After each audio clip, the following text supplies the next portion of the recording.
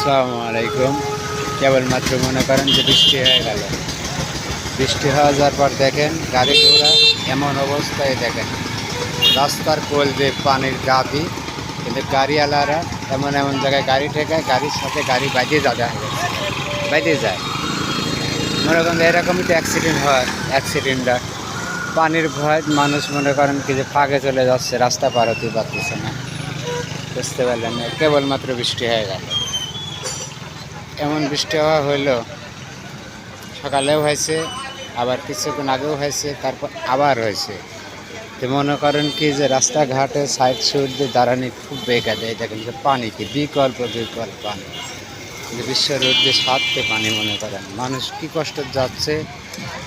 দেখেন পানি বাই করার কোনো লালি নেই, এই যে বরাবর পানি। মনে করেন এই যে কাঁচা বাজার, কাঁচা বাজার দিয়ে মনে করেন কি যে মানুষ ঢুকতে পারতেছে না। ঠিক আছে, রাস্তার সাইড দিয়ে মনে করেন যে গাড়ি যাচ্ছে, গাড়ির স্পিডটা দেখেন, দেখেন গাড়ি কত স্পিডে রাস্তার কল দিয়ে পানি যাচ্ছে। পানি ওই দেখেন, মনে করেন ওই দেখেন যাচ্ছে মানুষ গায়ে হুন্ডা কাপড় পরে যাচ্ছে। এই যে চলে, এই দেখেন পানি ছেড়ে কত জোরে দেখতে পারতেছেন। এই যে রাস্তার কল দিয়ে সব মনে করেন এই যে সব রাস্তা দুই পাশতেই।